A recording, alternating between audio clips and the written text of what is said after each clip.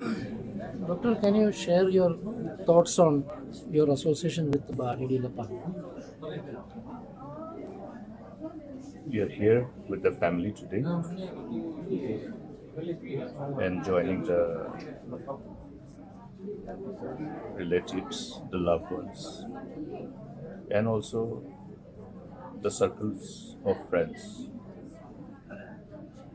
in mourning the demise of our beloved leader, late Dr. DD Lapang.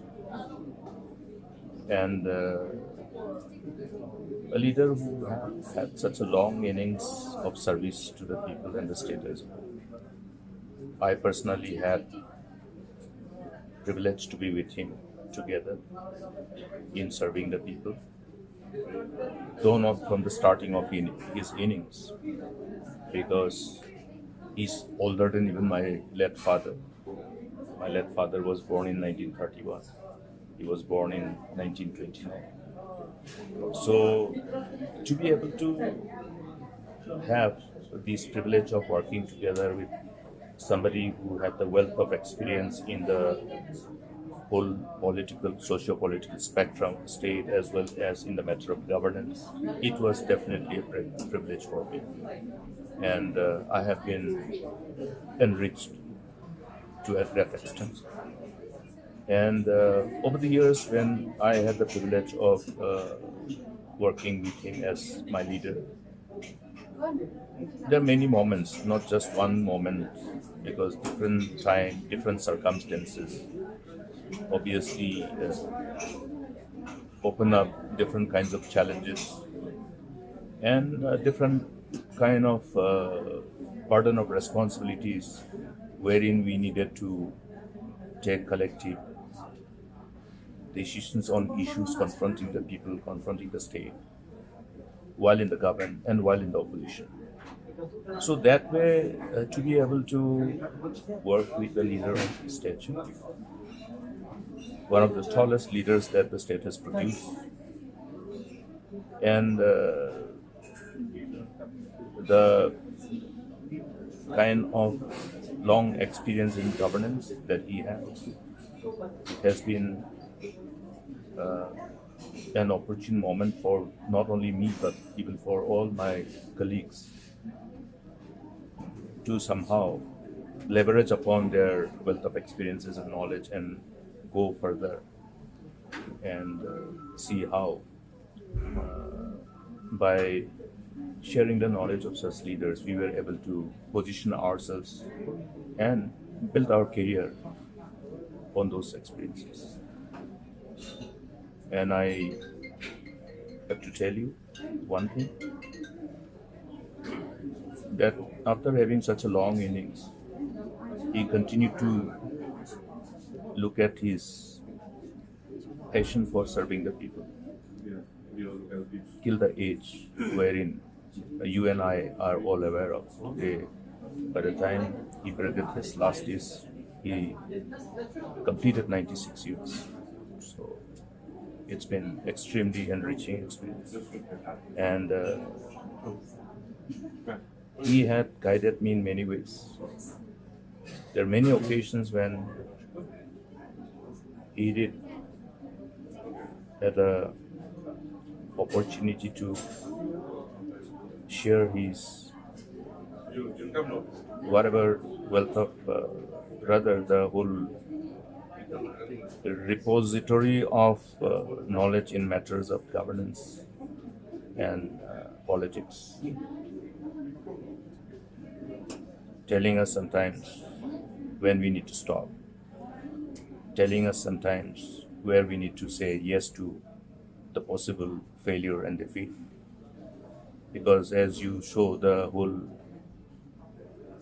political history of Meghalaya, the stability, instability, frequent change of government, so success and failures in our endeavor to form government, or otherwise the failure in doing so. All these things, how he navigated through these kind of challenging times and taught us to know when to accept the challenges of defeat. Because in politics, we have to be prepared for both. And this is what he has been, and he is, to a great extent, a legend in himself. And look at his contribution. We cannot quantify the number of people whose lives he must have impacted. I have seen him always ready to help people, always receptive to people, and he would say yes to everybody who wanted to meet him. To people from all walks of life. Not just in fact, sometimes he gave so much of time for the people from different walks of life that we, as members in the cabinet, as his colleagues in the cabinet, had to have a separate timelines to ensure that he can spend that kind of time with the masses. And unlike many other leaders, I saw him, in spite of being chief minister, he would not forget to go to Nepal, not forget to go to his constituencies, and be with the people for at least any duration of time, period of time, in the midst of the burden of responsibility of governance. Strong man with the whole determination of serving. And that is what we have learned from him. He has been an inspiration. He has been motivation. And he has stood as, also, strong tower for us. While we were in the same team, guarding us from possible chances of making mistake, and reminding us whenever we would like to embark upon any new initiative or decision, the ramification thereof, the likely ramification. And I think I personally had the kind of association with late Dr. DD Lapang ji more than anybody else, because with him my relationship was very, very different. There were times when we spent together, only just two of us, planning and operating, and none else, just him and me. So the kind of trust, confidence, the mutual trust and confidence that we had, I will cherish this for a long, long time.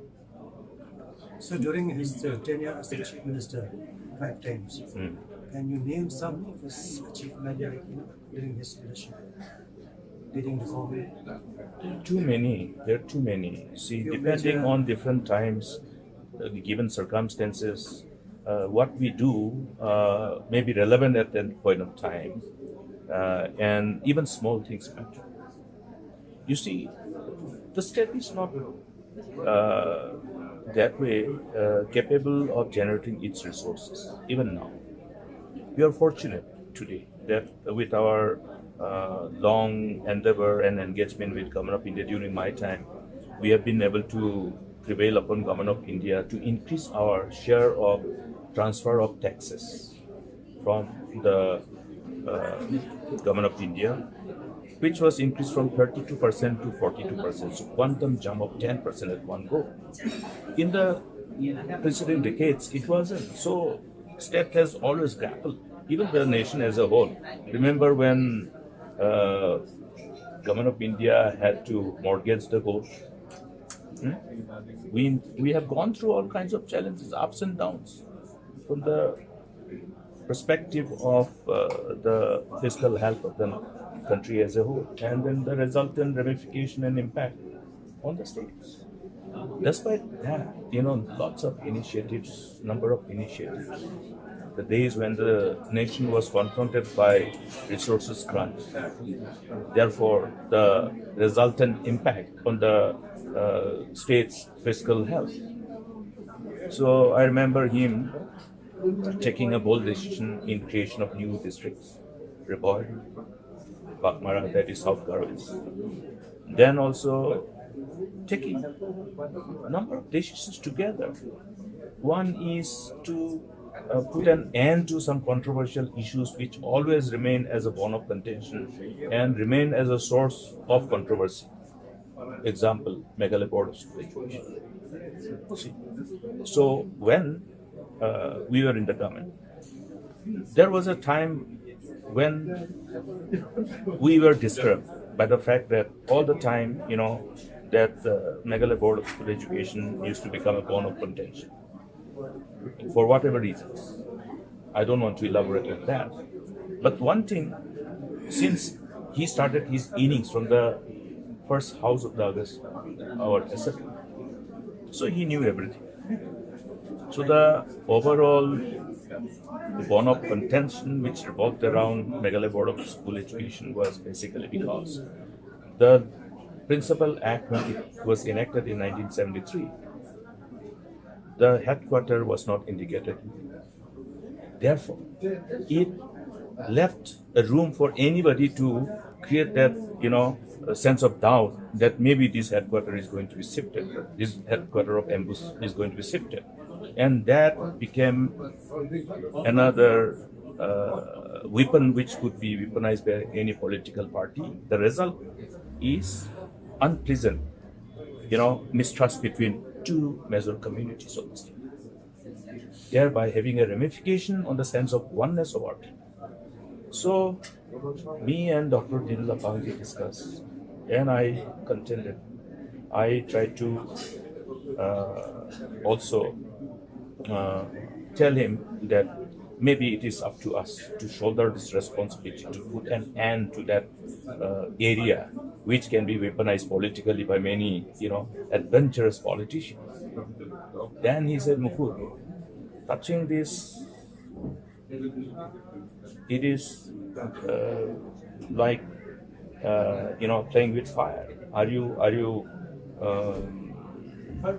confident that you can navigate through the kind of challenges that you're gonna confront as minister in charge?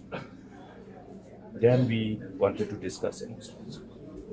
I say, sir, under your leadership, I think it's only befitting, because from amongst all the leaders from the state of Meghalaya, when I speak about the leaders from this part, from Khasi, it's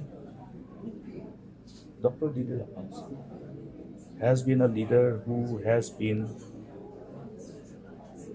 the glue to create that sense of oneness amongst the people of the state of Meghalaya. Many have played different roles, but he has played proactive, effective role to create that perception that Dr. Lapang is not only the leader from Khasi. People of Garo Hills perceived him as a leader who definitely has taken cognizance of his responsibility towards all the major three tribes of the state. And therefore, his ability to absorb, comprehend, and also to adopt a strategy to overcome challenges of this nature became much more easily to him. So therefore, he gave me a mandate, go ahead, put an end to this. We did it. So you look at the Principal Act of 1973 of Meghalaya Board of School Education and the amended Act of 2006 of Meghalaya Board of Education. The headquarters is at Section 3 of the new amended Act indicates the headquarters, which was not there. It was added. And for the strengthening of the board in a manner which was required, for 5 directorates, then chief executive, not chief executive, the executive chairman of the Meghalaya Board of School Education. Earlier, the chairman of the ambush was the district director of public instruction. So, these type of major decisions which ultimately culminated into a situation, though we have gone through a turmoil but then that was a transition period, but subsequently it has put an end to this kind of possible areas which could have been used or misused by political leaders to create that whole sometimes we politicians tend to, depending on the challenges, circumstances to which one is exposed to, always try to whip up any issue which can be beneficial for them, for their electoral victory. So therefore, certain things which have been available in respect of this kind of decision which was taken by earlier government and left a space for any kind of weaponization was put to an end. That is one of the example of our mutual trust and confidence that we both, with Dr. DD Lapang and I, had personally. And so we have many such challenging decisions which we took. Coming, Deciding to bring railway to Garo Hills. You know, in earlier, the railway head was supposed to be in Depa, Dainatu. There was stiff resistance at that point of time between 93 and 98, and then government gave up that we don't want to be confronted by all those, social unrest, political unrest because of railway line. They gave up. But then when we came back to power, I requested Dr. Lapang, in respect of Garo Hills, though there was a stiff resistance, let us reopen and then engage with the people. Then we took up the matter with the civil society organizations, the citizens of the area from the western part, and they all agreed to form a railway demand committee. Then they became, the available mediator between the government and the people, and ultimately agreed to give a proposal that let there be a railway head in Garo Hills, which need not be in Depa, change the alignment. In view of the steep resistance in that particular earlier railway head, which was Depa, shifted to Mendipat. Government of India agreed. We overcame. We completed. During my time, Modi ji inaugurated it. So these are few decisions which have been somehow very difficult to take in view of challenges associated with any kind of these new initiatives as far as railway is concerned. But then we did certain, at least we were decisive in seeing what and where we need to take a call as and when, depending on the prevailing situation and circumstances then. what about the Shillong Guwahati road also initiated? He was helpful in. Yes. See, in fact, if you remember, when I was the minister in charge, PWD, we had a meeting in Shillong, wherein the the union minister, MORTH, he chaired the meeting, wherein all the PWD ministers of the Northeast were there. That time, Dr. Lapangji was the chief minister. So we prepared a comprehensive roadmap to take it up with government in a manner which was in sync with the potentialities that we had and in sync with the need and demand of the region to invest commensurating to the requirement. And he allowed me to somehow collaborate with my counterparts in Northeast with other PWD ministers, and based on which this meeting in Shillong was held in 2004. That time, a historic decision was taken, if you recollect. So there was deviation of the east-west corridor, which earlier was supposed to pass through Meghalaya. But instead of the portion of that stretch which was supposed to pass through Meghalaya, it ultimately did not touch Meghalaya, it went through Normal, directly to your Barak. So we felt deprived. We felt that Meghalaya was left out and we had to do something good, and we pursued. And based on our collective resolve and with the whole patronage of Dr. DD Lapang as my chief minister and as my leader, we could work out this comprehensive roadmap then we could convince Government of India, while we adopted a resolution here to ensure that since the East-West corridor has gone without touching Meghalaya, therefore, one resolution we took was that all the all the state capitals must be connected with 4-lane roads. All the state capitals of Northeast, not just Shillong, because we were fighting as a bloc, from Northeast, keeping in mind the developmental gaps of this whole region, which comes as a hurdle for us from the perspective of attracting investment and also caring for various developmental initiatives. So that was one.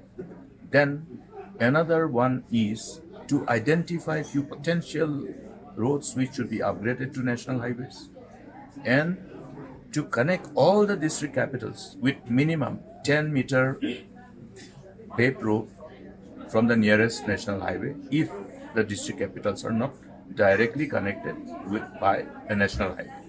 So every district capital will be connected with a 10-meter wide right-of-way paved road. Then, number of roads which are connected with the infrastructure which are needed for socio-economic transformation of the respective states, including the trade and commerce, and including such road infrastructure which are required to fulfill the objective of Look East policy of government. And this whole decision was compiled. We took a resolution in Shillong. Then the Union Cabinet took a decision on this, was positive and responsive. Then you have a new program called Special Accelerated Road Development Program for Northeast, SARDP.N. These are all, these are collective endeavor of major shift in our approach to bring in investment, to create this kind of infrastructure. Then the end result is your 4-laning of Shillong Road. That's how it is. So